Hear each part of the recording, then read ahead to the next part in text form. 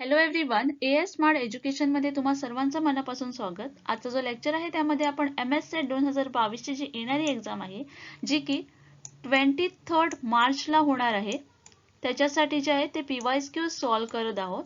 आणि आज जे आहे ते आपण टीचिंग ॲप्टिट्यूड या युनिटवर जे आहेत ते PYQ सॉल्व्ह करणार आहोत. आणि आजच्या लेक्चरमध्ये आपण 2020 आणि 2021 मध्ये जे काही टीचिंग ॲप्टिट्यूड वर क्वेश्चन झाले होते ते डिटेल एक्सप्लेनेशन मध्ये आपण आज इथे डिस्कस करणार आहोत. ओके, त्याआधी जर तुम्ही माझ्या चॅनलला सबस्क्राईब केलेलं नसाल तर प्लीज सबस्क्राईब करा, जेणेकरून माझा येणारा जो व्हिडिओ आहे तो तुम्हाला लागलीच भेटून जाईल. ओके, चला तर मग आजच्या लेक्चरला सुरुवात करू. A teacher should identify what and teach accordingly. हा जो क्वेश्चन आहे तो 2020च्या पेपरमध्ये विचारला गेला होता, ज्यामध्ये असं विचारलं गेलं होतं की शिक्षकाने ओळखले पाहिजे काय आणि त्यानुसार शिकवले पाहिजे किंवा शिकवा. ओके, त्यासाठी जो पहिला ऑप्शन आहे तो आहे economic condition of the student, second आहे individual differences among the student, third आहे economic condition of the parents and last आहे individual differences among the parents. ज्यावेळी आपण टीचिंग बद्दल बोलतो त्यावेळी बेसिकली आपण स्टुडंट आणि टीचर याबद्दल बोलतो. करेक्ट. जे मेन व्हेरिएबल्स आहेत ते आहे स्टुडंट अँड टीचर. यामध्ये पॅरेंट्सचा रोल जो आहे तो इथे येणार नाही आहे. त्यामुळे जे इकॉनॉमिक कंडिशन ऑफ पॅरेंट्स जे आहे ते इथे कट होईल आणि individual differences among the parents हे पण इथे कट होईल. ओके, कारण आपण इथे फक्त स्टुडंट अँड टीचर याच्याबद्दलच बोलत आहोत, पॅरेंट्स बद्दल बोलत नाही आहोत. आता इकॉनॉमिक कंडिशन म्हटल्याबरोबर आपण त्याची फायनान्शियल कंडिशन बघत आहोत, पण शिकवताना आपण एखाद्या मुलाची फायनान्शियल कंडिशन बघतो का? तर answer is no. Right. So आपण काय बघतो तर individual differences among the student. एखाद्या क्लासमध्ये 10 मुलं आहेत तर 10ही मुलं सेम असणार का? तर आन्सर इज नाही. Correct. So every person is a different, right, in his or her own way. Every जो स्टुडंट आहे तो त्याच्याजवळ जी कॅपॅसिटी आहे ती डिफरंटच असणार, सेम असणं शक्यच नाही आहे. राईट. जो पहिला नंबर घेतो आणि जो शेवटच्या रँकला असतो त्याची कॅपॅसिटी सेम असणार का? तर आन्सर इज नो. सो जे इंडिव्हिज्युअल डिफरन्सेस आहे स्टुडंटमध्ये ते एका टीचरने समजून घेतले पाहिजे. कारण समजा एखादी टीचर फास्ट शिकवायला लागली तर जो शेवटच्या रँकावर जो मुलगा येतो आहे त्याला काहीतरी प्रॉब्लेम होईल, कारण तो अंडरस्टँड करायला काहीतरी त्याला प्रॉब्लेम येईल, कारण त्याची तेवढी कॅपॅसिटीज नाही आहे ते हँडल करण्याची. राईट. सो जे इंडिव्हिज्युअल डिफरन्सेस आहे अमॉंग द स्टुडंट हे ते टीचरने एका जाणून घेतले पाहिजे. So here the correct answer for this question will be option number B. A teacher should identify individual differences among the students. Swayamprabha is a group of how many channels devoted telecasting of high quality educational program. हा जो question आहे तो 2020च्या पेपरमध्ये विचारला गेला होता. तर question जो होता तो बेसिकली स्वयंप्रभा या कन्सेप्टवर बेस होता. आता हा जो इथे कन्सेप्ट आहे तो खूपच इम्पॉर्टंट आहे एक्झाम पॉइंट व्ह्यूने, कारण एखादा क्वेश्चन या टॉपिकवर आपल्याला बघायला भेटतोच किंवा ऑनलाईन टीचिंगवर एखादा क्वेश्चन आपल्याला बघायला भेटतोच. ओके, तर स्वयंप्रभा जो कन्सेप्ट आहे तो प्लीज अंडरस्टँड करून घ्या, त्याच्याबद्दल सगळी जी माहिती आहे ती अंडरस्टँड करून घ्या. ओके, तर क्वेश्चन असा होता की स्वयंप्रभा हा एक समूह आहे डॅश चॅनल समर्पित उच्च दर्जाचे प्रसारण शैक्षणिक कार्यक्रम. तर इथे आपल्याला ऑप्शन्स आहेत 32 DTH चॅनल, देन आहे 24 DTH चॅनल, देन आहे 7 DTH चॅनल अँड लास्ट आहे 12 DTH चॅनल. ओके, तर आपण स्वयंप्रभाचा पहिल्यांदा फुल फॉर्म बघूया काय आहे ते. Swayamprabha is a acronym for study web of active learning for a young aspiring mind. Okay, परत एकदा रिपीट करते, study web of active learning for young aspiring minds. हे जे आहे ते फुल फॉर्म आहे त्याचं.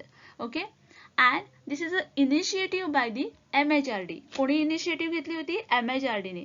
काय इनिशिएटिव्ह घेतली? To provide the web courses provide करण्यासाठी for a advance education, high school and school based courses. हे जी आहे ती बेसिक इन्फॉर्मेशन आहे अबाउट द स्वयंप्रभा, जी की तुम्हाला माहिती असणं खूप गरजेचं आहे. Okay, then Swayamprabha is a group of 34 DTH channel. आता मी म्हटलं की 34 DTH चॅनल, पण इथे तसा ऑप्शनच नाही आहे. राईट. का ऑप्शन नाही आहे? कारण इन 2020 जे DTH चॅनल होते ते 32 होते, 34 नव्हते. त्यानंतर जे आहे ते 2 चॅनल जे आहेत ते ऍड झाले आहेत. Okay, so the program are run 24/7 with the help of GSAT-15 satellite. याच्यावर जे प्रोग्राम घेतले जातात ते 24/7 चालतात with the help of GSAT-15 satellites. Okay, and DTH channel are a link from the Bison Gandhinagar. Please remember this. Okay, the content on the channel is provided by NCERT, IGNOU, IITs, CEC and UGC, and the web portal of a Swayamprabha is mandated by InfiniteNet. Okay, the full form of this is Information and Library Network Center. या क्वेश्चनचं जे correct answer आहे इथे ते आहे 32 DTH channel, कारण हा जो question आहे तो 2020 चा आहे. ओके, पण समजा सेम क्वेश्चन तुम्हाला आता आला एक्झाम साठी तर याचा करेक्ट आन्सर येईल 34 channel. Remember this. Okay, traditional teaching support system include. हा जो क्वेश्चन आहे तो 2020 मध्ये विचारला गेला आहे. तर क्वेश्चन जो आहे तो ट्रेडिशनल टीचिंग वर बेस आहे. आता ट्रेडिशनल टीचिंग म्हणजे काय, तर ट्रेडिशनल टीचिंग म्हणजे जिथे आपण ब्लॅकबोर्ड आणि चॉकचा जो यूज करतो ते, म्हणजे बेसिकली बोर्ड आणि चॉकचा जो यूज करतो त्याला आपण ट्रेडिशनल टीचिंग म्हणू शकतो. ओके, ऑनलाईन टीचिंगला आपण ट्रेडिशनल टीचिंग म्हणू शकत नाही. जिथे पुस्तकाचा यूज करतो आपण त्याला आपण ट्रेडिशनल टीचिंग असं म्हणू शकतो. Okay, so the traditional teaching is a method where the teacher control the learning environment. जो टीचर जो असतो तो जो आहे तो लर्निंग एन्व्हायरमेंट जे आहे त्याला कंट्रोल करतो ट्रेडिशनल टीचिंग मध्ये. Okay, and the responsibility of a student and the power lies with the teacher, where the teacher play the role of a instructor and make a decision regarding the curriculum. इथे जे आहे ते teacher responsible आहे control करण्यासाठी आणि जो टीचरचा जो role असतो तो इथे मेन असतो. Okay, it is a teacher directed method. ही जी आहे ती टीचर डायरेक्टेड मेथड आहे. Teacher uses the chalk and talk method, जिथे आपण चॉकचा यूज करतो आणि आपल्या बोलण्याचा यूज करतो. ओके, कम्युनिकेशन स्किलचा आपण यूज करतो ट्रेडिशनल टीचिंग मध्ये. And white board to teach the student. White बोर्डचा आपण यूज करतो स्टुडंटला शिकवण्यासाठी. The classroom is a teacher centric where the role of a student is to listen and learn what is being taught. ही जी method आहे ना traditional method, ती जी आहे ती टीचर सेंट्रिक मेथड आहे, जिथे जो स्टुडंटचा जो रोल असतो तो फक्त ऐकण्याचा असतो, अंडरस्टँड होण्याचा असतो. ओके, आणि आपण मॉडर्न टीचिंग बद्दल बोलायला गेलो तर जी मॉडर्न टीचिंग जी आहे ती आहे activity based teaching method where the learner get fully involve. Okay, and this method enable the learner to gain a more knowledge and improve his skill during the active participation. इथे जो student जो असतो त्याचा पण active participation असतो, त्याचा पण खूप मेन रोल असतो आणि यामध्ये पण स्टुडंट आपण म्हणून काहीतरी शिकतो, नॉलेज गेन करतो. Okay, the modern method is also known as learner centred method. ही जी आहे ती लर्नर सेंटर्ड मेथड आहे. ओके, तर या क्वेश्चन करता आपल्याला जे ऑप्शन्स दिले आहेत ते आहे white board, smart board, digital board and 3 dimensional model. तर स्मार्ट बोर्ड येणार का या क्वेश्चन करता, तर आन्सर येईल नो. राईट, डिजिटल बोर्ड येईल नो, 3 डायमेन्शनल मॉडेल येईल नो, तर उरलं कुठचं व्हाईट बोर्ड. करेक्ट. सो जे करेक्ट आन्सर आहे या क्वेश्चन करता ते आहे option number A. Traditional teaching support system include whiteboard. Teacher goes through the student notebook and give remark. This is called as. हा जो क्वेश्चन आहे तो 2020 मध्ये विचारला गेला होता, जिथे तुम्हाला विचारलं गेलं होतं की एक शिक्षक विद्यार्थ्यांच्या वहीत फिरतो आणि टिप्पण्या देतो, याला काय असे म्हणतात. तर यासाठी जो पहिला ऑप्शन आहे तो आहे नोटबुक चेकिंग, सेकंड आहे डेली रिमार्क, थर्ड आहे इव्हॅल्युएशन अँड लास्ट आहे assessment. So here the assessment is the process of evaluating, measuring, grading and documenting the academic progress of the student. Okay, assessment म्हणजे एखादा जो teacher असतो तो जो आहे तो इव्हॅल्युएट करतो नोटबुक वगैरेना. ओके, मेजर्स करतो आणि ग्रेडिंग प्रोव्हाइड करतो. It provide the feedback on the performance of the student. जे काही स्टुडंटने परफॉर्म केलेलं आहे त्यामध्ये जो टीचर आहे तो आपला फीडबॅक प्रोव्हाइड करतो, which help in determining the area of the improvement. जर काही इम्प्रूव्हमेंटची गरज असेल एखाद्या स्टुडंटला तर हे जे आहे असेसमेंट ते हेल्प करतं इम्प्रूव्ह करायला, right. So it is a process oriented which diagnose the area of the improvement for the student. When the teacher go through the student notebook and give the remark, this is called a class assessment. याला आपण class assessment असं म्हणतो. आता evaluation म्हणजे काय, तर evaluation जी आहे ती process आहे where the judgment is a pass on basis of some predetermined standard. It helps in determining what extent objective are achieved by the student. Okay. Then is notebook checking. It is a process where teacher check the work done by the student in the notebook. Okay. And daily remark is what? Daily remark are the remark given by the teacher based on the assignment or a notebook of the student. Okay. I hope you have understood all the option correctly, right? So इथे जे correct answer येईल ते येईल option number D. A teacher goes through the student notebook and give a remark. This is called as a assessment. Okay. Reflective teaching is, हा जो question आहे तो 2020 मध्ये विचारला गेला होता. आता हा जो क्वेश्चन आहे तो अगेन जो आहे तो लेवल ऑफ टीचिंग वर डिपेंड आहे. लेवल ऑफ टीचिंग हा जो कन्सेप्ट आहे तो खूपच इम्पॉर्टंट आहे, कारण एव्हरी इयर याच्यावर क्वेश्चन येतात म्हणजे येतातच. आता लेवल ऑफ टीचिंग मध्ये रिफ्लेक्टिव्ह टीचिंग जो आहे तो थर्ड लेवल आहे, पण त्याच्या आधी कुठचे आहे तर मेमरी अँड अंडरस्टँडिंग लेवल आहे. ओके. सो इथे जो क्वेश्चन आहे तो बेसिकली रिफ्लेक्टिव्ह टीचिंग वर निर्भर आहे. त्यामध्ये जो पहिला ऑप्शन आहे तो आहे cyclic process of thinking about learning. Second आहे linear process of thinking about teaching. Third आहे cyclic process of thinking about the teaching. And last आहे linear process of thinking about learning. So reflective teaching is a process where teacher reflect on what is going to be taught by him or her in the classroom. म्हणजे जे काही एक teacher classroom मध्ये शिकवणार आहे त्याच्यावरती विचार करेल, राईट. कारण इथे मुलं पण जी आहे ती हायर लेवलला शिकत आहेत आणि ती पण रिफ्लेक्ट होऊ शकतात, करेक्ट. रिफ्लेक्टिव्ह लेवल आपण त्याच वेळी यूज करतो. A teacher examine the effectiveness of the approach adopted by him, does detail evaluation and the analysis of a teaching practice and think of a way to improve it. ती teacher जी आहे ना ती काय शिकवणार याच्यावर विचार करणार या लेवलमध्ये, आणि समजा काही प्रॉब्लेम होत असेल, काही मिस्टेक होत असेल तर ती इम्प्रूव्ह करणार. Okay. So the reflective teaching is the cyclic process of thinking and teaching because the teacher continuously think about his or her teaching and way to improve it. So here we can say the reflective teaching is a great method used by the seasoned and the new teacher to improve their method of the teaching. So here the correct answer for this question will be option number C. Reflective teaching is a cyclic process of thinking about teaching. Understanding level of teaching include, हा जो question आहे तो 2021 मध्ये विचारला गेला होता, ज्यामध्ये तुम्हाला विचारलं गेलं होतं अध्यापनाची पातळी समजून घेणे डॅश समाविष्ट आहे. ज्यासाठी काही ऑप्शन्स दिले होते, ज्यामध्ये होता memory, aptitude, insight and creativity. हा जो बेसिकली हा जो क्वेश्चन आहे तो रिलेटेड आहे लेवल ऑफ टीचिंग वरून. जर आपण लेवल ऑफ टीचिंग बघितले तर त्यामध्ये 3 लेवल असतात, right. Memory level, understanding level and reflective level. Level of टीचिंगचा हा जो कन्सेप्ट आहे ना तो खूपच इम्पॉर्टंट आहे, कारण एव्हरी इयर याच्यावर क्वेश्चन असतो म्हणजे असतोच. ओके. असं आपण म्हणू शकतो की 100% या कन्सेप्टमधून आपल्याला जो आहे तो क्वेश्चन्स बघायला मिळेलच. Okay.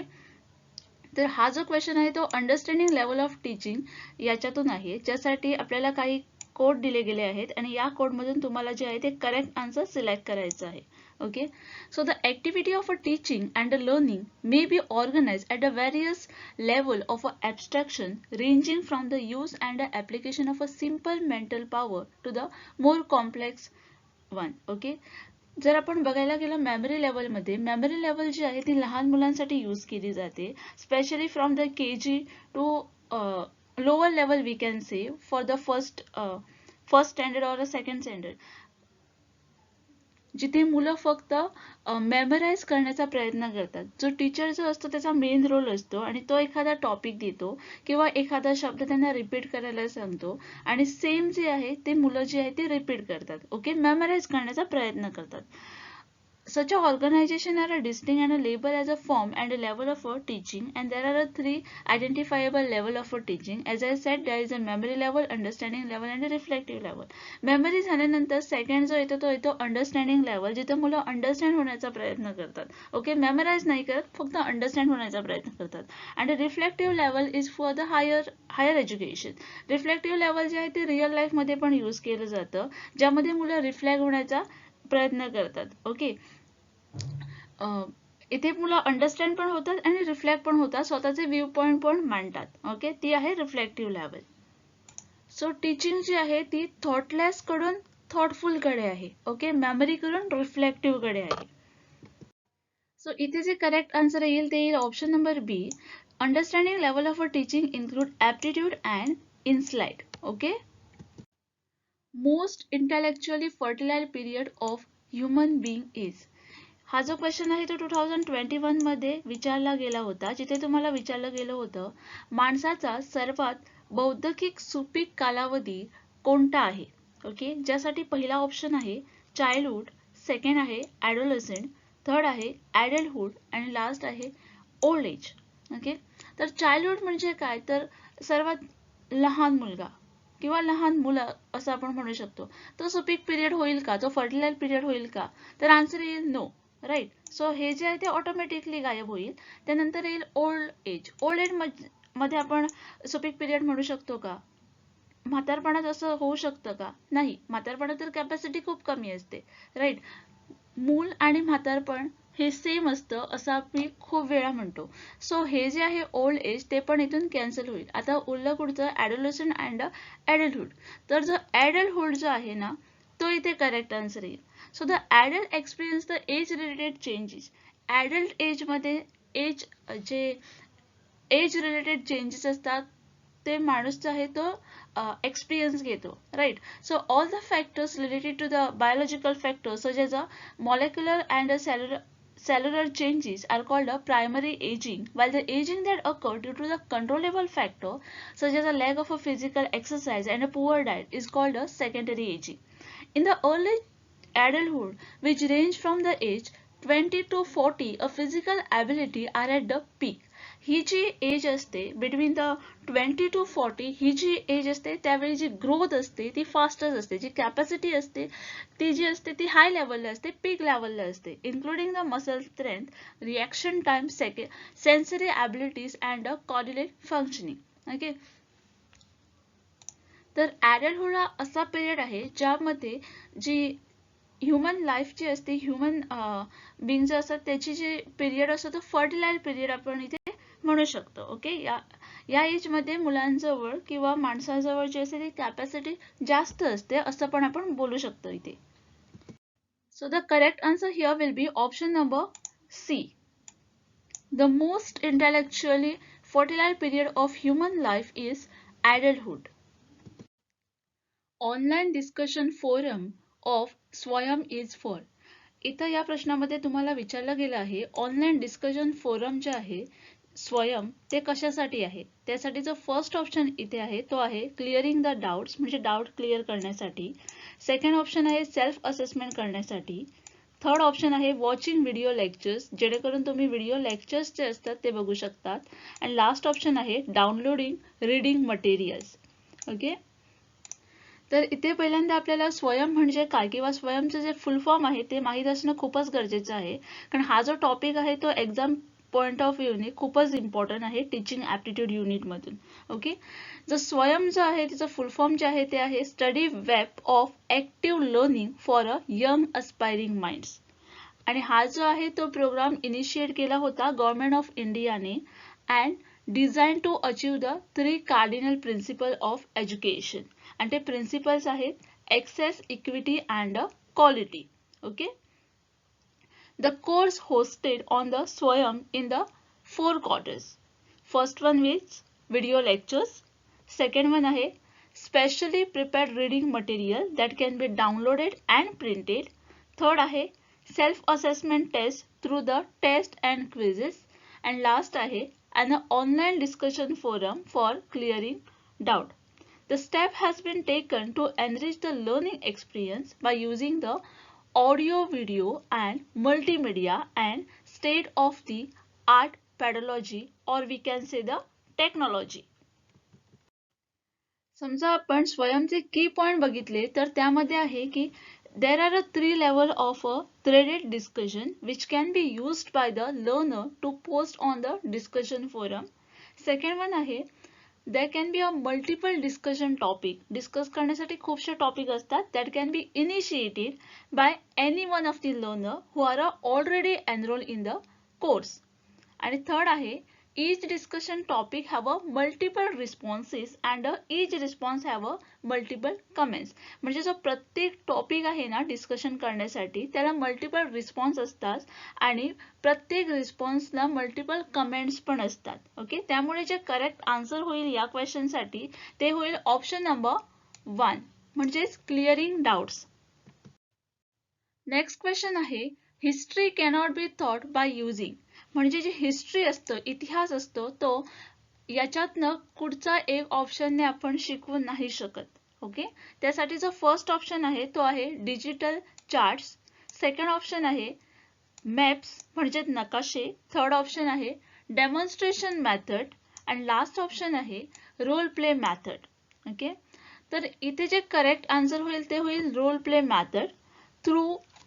Through the control interaction with the topic, role playing is enable the student to investigate the real world scenario in order to gain the experience and test out the various tactics in the safe setting.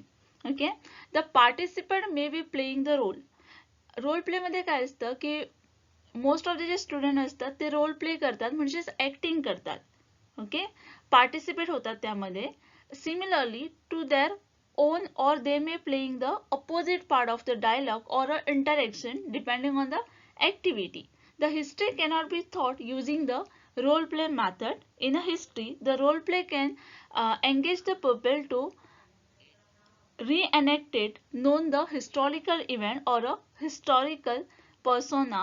It requires the pupils to imagine they were known the historical figures and act on those characters might done, or it be involve the student to interact how certain type of historical figures might have acted and fell in the particular frame or references. And this is not a easy task for the student. म्हणजे basically काय आहे हिस्ट्रीमध्ये आपण role play use नाही करू शकत शिकवण्यासाठी. कारण रोल प्ले मध्ये काय असतं समजा एखादा मी रोल प्ले करायचं डिसाईड पण केलं तर जे आपल्याला आहे ते पर्टिक्युलरली हिस्ट्री बद्दल विचार करावा लागेल आणि जी मुलं असतात ती त्याचप्रमाणे ऍक्टिंग करणार आणि हे जे आहे ते इझी टास्क नाही आहे. त्यामुळे जो रोल प्ले मेथड आहे तो आपण हिस्ट्री शिकवण्यासाठी यूज नाही करत. सो त्यामुळे जे करेक्ट आन्सर होईल या प्रश्नाचं ते होईल option number D. History cannot be taught by using role play method. Absolute and relative grading are a type of which type of grading?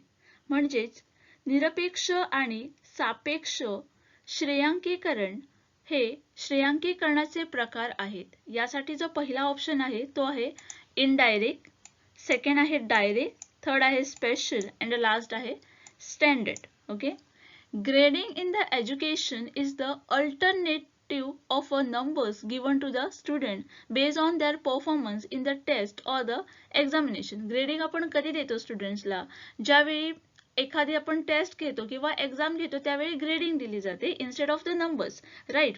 So grading is a new term in the education system in which instead of a number letters are assigned as a grade on the performance of the students. For example, A grade, B grade, C grade, right? These are the different types of a grade which we are giving in the education to the students, right?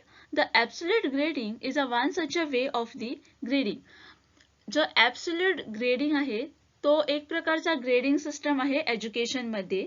The education system attempt to introduce the standardize evaluation of varying the level of achievement in the course through the grade. Okay, so the letter are allocated instead of the number. जसं मी तुम्हाला म्हटलं की नंबरच्या ऐवजी letters दिले जातात. पहिल्यांदा काय व्हायचं की first number, second number, third number असे दिले जायचे, पण आता काय होतं ए ग्रेड, बी ग्रेड असे दिले जातात. ही जी सिस्टम आहे ती न्यू आहे एज्युकेशन मध्ये. ओके, सो इथे जे करेक्ट आन्सर होईल या क्वेश्चनसाठी ते होईल option number D. Absolute and relative grading are a type of standard grading.